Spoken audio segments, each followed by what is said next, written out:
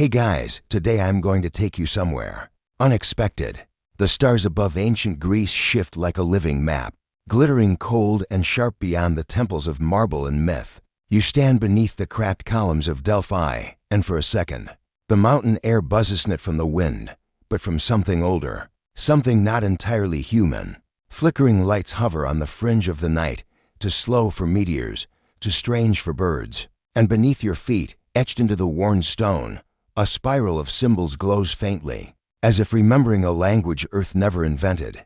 Careful, thaw be the end. You might never see history the same way again. So, before we descend into this strange story, take a moment to like the video and subscribe, but only if ancient secrets and cosmic questions are your thing. And drop your current location and time in the comments. You want to know where on Earth or beyond you're watching from.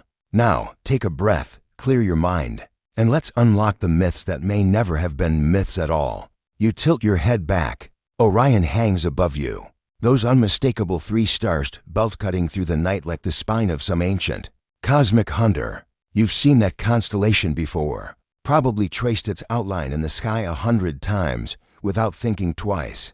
But here's where things get weird. Why do so many ancient structures from Giza to Mexico to right here in Greece line up with Orion? Some say coincidence. Others, well, they see fingerprints. In the highlands beyond Athens, tucked in the hills that the gods supposedly walked, archaeologists found temple foundations eerily aligned to Orion's belt. Same angular separation, same orientation.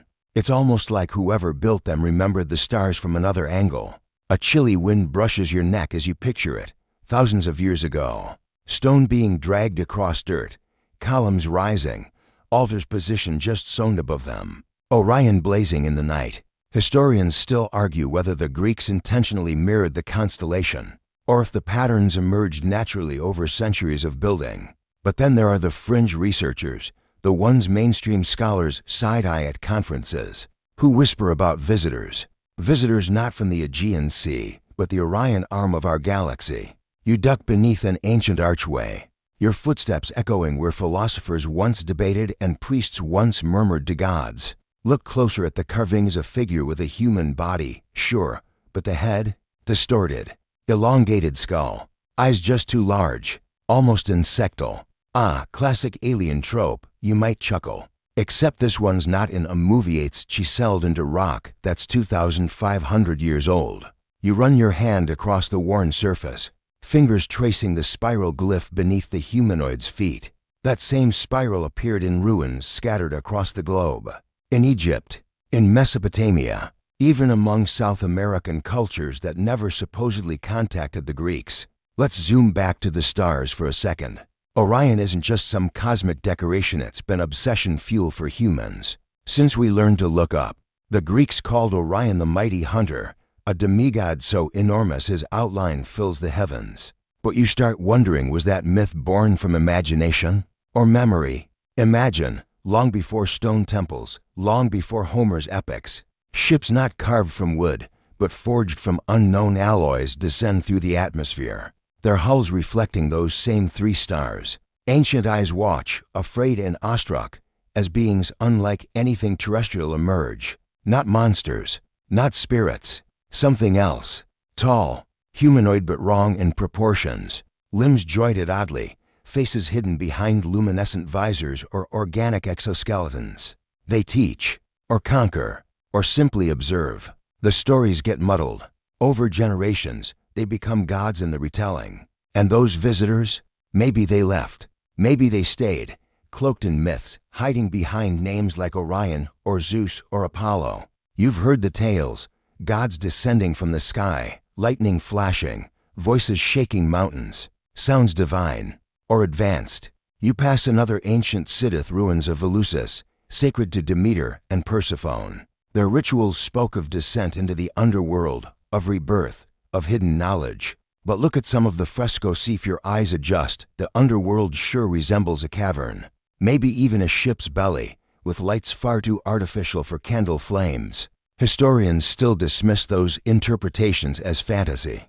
But there it is again, the same spiral, etched beneath Persephone's feet, glowing faintly under the right light. Remember that symbol, We're going to see it again and maybe understand why Orion's belt isn't just a star pattern. It might be a celestial address. The night sky crackles faintly as you keep walking, and somewhere, above Olympus, strange lights dance beyond the clouds. The air grows colder as you follow the twisting mountain path upward, past jagged stones and olive groves whispering in the dark. Ahead, Mount Olympus looms not just as rock and snow, but as legend incarnate. You've heard it your whole life. Home of the gods, throne of Zeus, playground of immortals tossing thunderbolts round like party favors. But tonight, standing in the thin air beneath those peaks, you start wondering, were they ever gods at all? Your boots crunch over the gravel as another flicker of strange light dances across the clouds. It's easy to dismiss a plane, maybe, but your gut says different.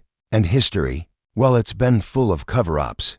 The Olympians, Athena, Apollo, all the heavy hitters they didn't exactly arrive with birth certificates. Their myths dropped them into the story already powerful, already armed with advanced knowledge, strange weapons, control over weather, even life and death. Convenient, isn't it? Unless that's how people describe visitors they don't understand. Picture it, a time before language as we know it, before logic or science. A ship descends, not wood and sails but glimmering metal, geometric lines pulsing with unfamiliar light. The beings step out, towering, humanoid, sure, but with those eerie, elongated features. Eyes large, maybe black and reflective like the classic gray alien archetype, or maybe faceted, crystalline, like something bred under distant suns. To early humans, gods.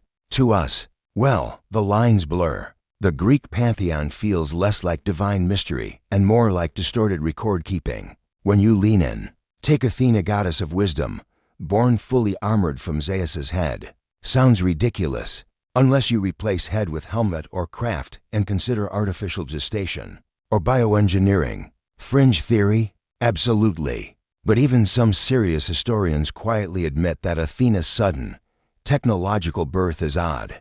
Then there's Prometheus. Remember him? The one who stole fire from the gods and gave it to humanity.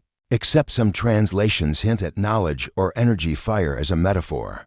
Prometheus gets chained to a rock, tortured by an eagle for his crimes. Classic myth or warning tale about those who betray an advanced group. Historians still debate Prometheus's origins. Some call him a cultural bridge between older, pre-Greek traditions and Olympian dominance. Others lean toward the forbidden theories, that Prometheus represents one of the Athursa visitor gone rogue, sharing forbidden tech or secrets with early humans. His punishment?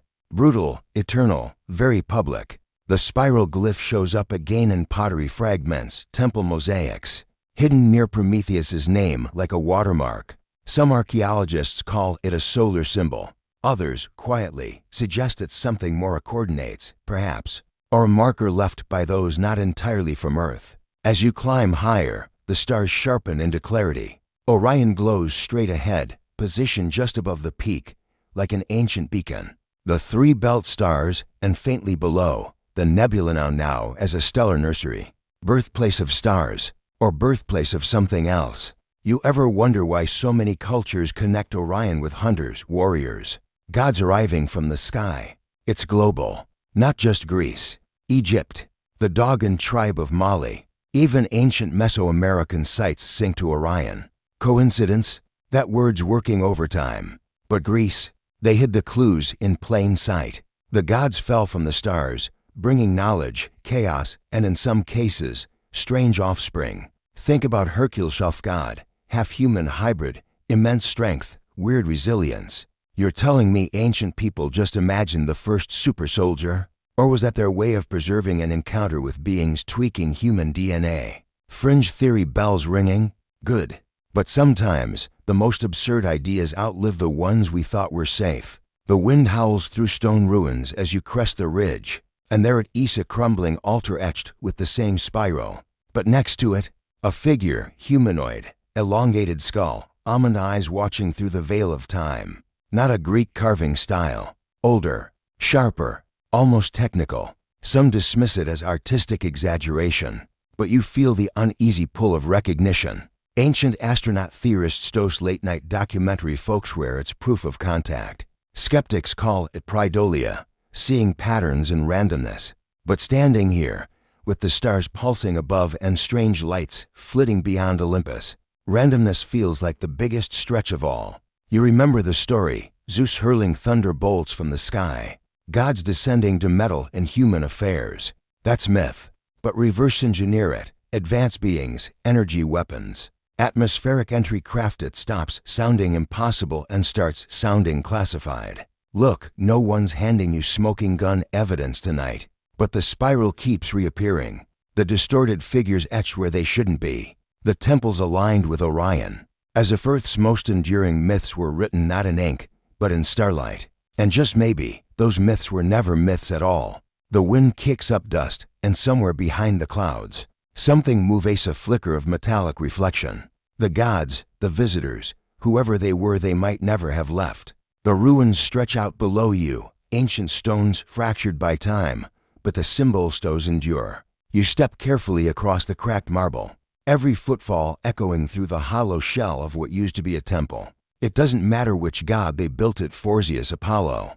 Artemis, the blueprint feels the same, columns aligned to the heavens, sacred geometry encoded into the floor plan, spiral glyphs lurking beneath layers of dust. Funny thing, Thothos glyphs, they're not entirely Greek. Some are older, much older. So old that historians still argue whether the Greeks inherited their temple designs from pre-Diluvian civilizations or whether those shapes emerged spontaneously.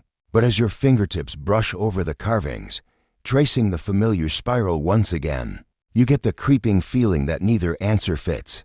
Because there, faintly etched alongside the spiral, is something else.